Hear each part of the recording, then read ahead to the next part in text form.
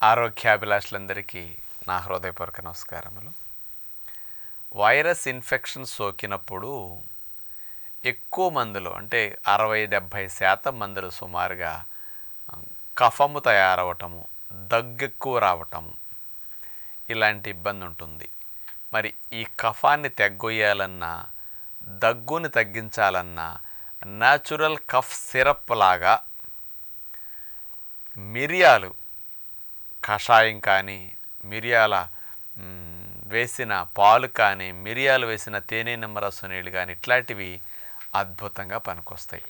పూర్వం రోజుల నుంచి ఇప్పుడు మీరు కూడా చూడండి, హరికథలు బుర్రకథలు వినే పెద్దవారికి తెలుసు. ఆ హరికథలు బుర్రకథలు చెప్పడానికి పల్లెటూళ్ళు వచ్చిన వారికి మిరియాలు బాగా వేసి మరిగించిన పాలల్లో కాస్త బెల్లం వేసేసి ఆ మిరియాల పాలు ఇచ్చేవారండి. ఎందుకంటే వాళ్ళకి గొంతు బాగా పెద్దగా ఆ రోజులు మైకి లేనందువల్ల అరవటం కదండి, అలా ఇచ్చేవారు. ఇది తెలుసు.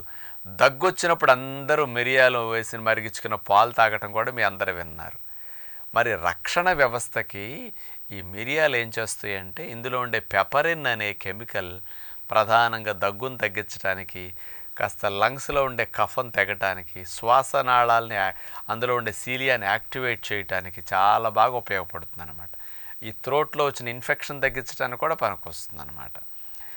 పూర్వం రోజుల్లో మిరియాలని కారానికి మాత్రం వాడేవారు.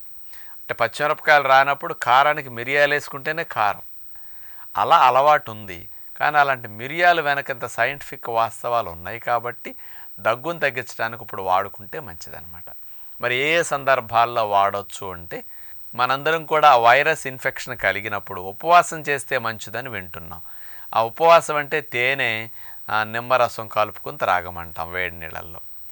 ఇక్కడ రోజుకు 2 సార్లన్నా 3 సార్లన్నా మీరు ఈ వేడి నీళ్ళల్లో అంత మిరియాల పొడి వేసేసి దాంట్లో నిమ్మరసం తేనె కలుపుకు త్రాగండి.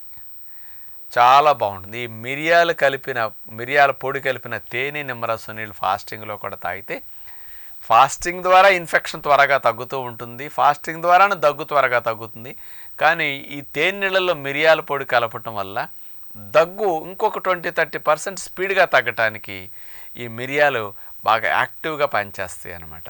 అంచేత గొంతుకి రిలీఫ్కి బాగా మంచిదన్నమాట. అంచేత ఇట్లా మిరియాల కలిపిన తేనె నీళ్ళు తాగటం ఒక పద్ధతి.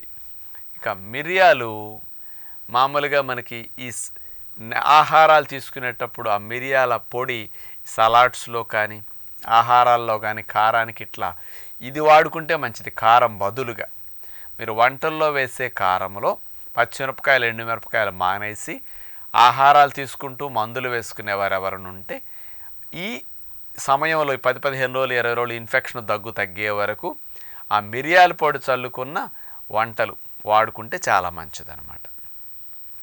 ఇంకొకటి, ఈ మిరియాలు మరిగించి ఆ పొడి చేసి మిరియాలు మొక్క చెక్కలు చేసి ఆ రసములోను చారుల్లోనూ వేస్తుంటారు కదా, మిరియాల కషాయం అంటుంటారు దాన్ని.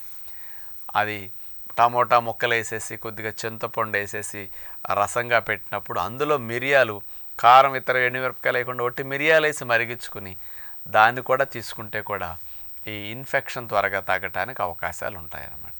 బాగా రిలీఫ్ వస్తుంది, దగ్గు త్వరగా తగ్గుతుందన్నమాట. ఇట్లా మిరియాల కషాయం కానీ చేసుకోవచ్చు. ఈ మిరియాలు వేసేసి నీళ్ళల్లో ఆ మిరియాలు మరిగించిన నీళ్లను కూడా ఎప్పుడన్నా ఉపవాసాల్లో కొద్దిగా కప్పులో వేడిగా ఉండాలనుకుంటే కాఫీలాగా ఆ మిరియాలు మరిగించే నీళ్లను కూడా వేడిగా తీసేసుకుని ఫిల్టర్ చేసి తీసేస్తారు. అందులో ఉండే మెడిసినల్ ప్రాపర్టీస్ నీళ్ళలోకి వస్తాయి. ఆ కప్పులో పోసేసి అట్లా రోజుకు 1 కప్పు అయినా అట్లా 2 కప్పులైనా ఎప్పుడైనా త్రాగొచ్చు అనమాట. ఈ రూపాల్లో మిరియాలు దగ్గును తగ్గించడానికి ఇట్లా వాడుకుంటే మంచిదని మీ అందరికీ ప్రత్యేకంగా విజ్ఞప్తి చేస్తూ నమస్కారం.